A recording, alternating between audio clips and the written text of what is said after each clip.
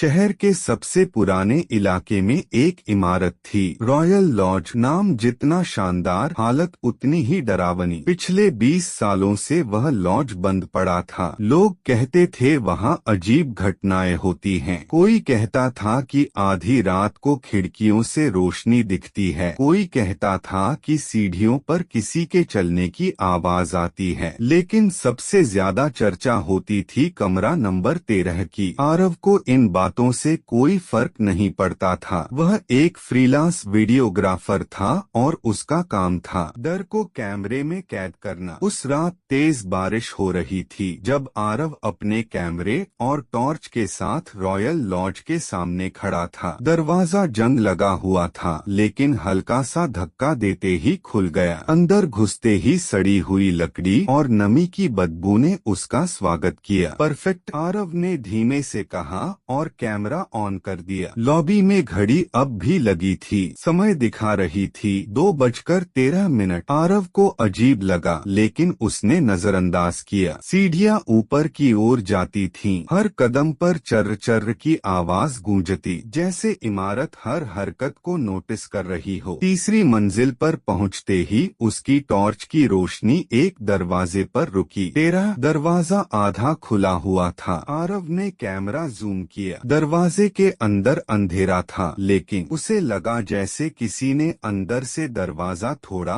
और खोल दिया हो। उसका दिल जोर से धड़का। कोई है? उसने पूछा। कोई जवाब नहीं। वह अंदर चला गया। कमरा बाकी कमरों जैसा ही था। पुराना बिस्तर, टूटा शीशा, दीवारों पर सीलन। लेकिन एक चीज अलग थी। दीवार पर टंगी एक तस्वीर। तस्वीर में एक लड़का था, लगभग आरव की ही उम्र का। आरव ने पास जाकर देखा और उसकी सांस अटक गई। वह खुद था। वही चेहरा, वही आंखें, यहाँ तक कि गाल पर छोटा सा निशान भी। ये मजाक नहीं हो सकता, उसने फुसफुसाया। तभी पीछे से आवाज आई, तुम देर से आए हो। आरव पलटा। कमरे में अब कोई खड़ा था। एक बूढ़ा आदमी, सफेद कपड़े, खाली आंखें। आप कौन हैं? आरव ने कांपती आवाज में पूछा। बूढ़ा मुस्कुराया। मैं इंतजार करता हूँ उन लोगों का जो यहाँ आते हैं। क्यों? क्योंकि यह कमरा यादें रखता है। आरव हंसने की कोशिश करने लगा। देखिए, मैं बस वीडियो शूट करने आया हूँ। बूढ़ा धीरे धीरे उसकी तरफ बढ़ा। तुम्हें याद नहीं है? अचानक आरव के दिमाग में एक झटका सा लगा। टूटी फूटी यादें, एक हादसा, बारिश, इसी इमारत की छत और एक गिरता हुआ शरीर। आरव पीछे हट गया। नहीं, ये सच नहीं है। बूढ़े ने दीवार की तरफ इशारा किया। दीवार पर अब कई तस्वीरें थीं। हर तस्वीर में वही चेहरा, आरव का, लेकिन हर तस्वीर में कपड़े अलग थे, भाव अलग थे। हर बार बूढ़ा बोला, कोई यहाँ आता है अपने डर के पीछे और यहाँ फंस जाता है। आरव का गला सूख गया। तो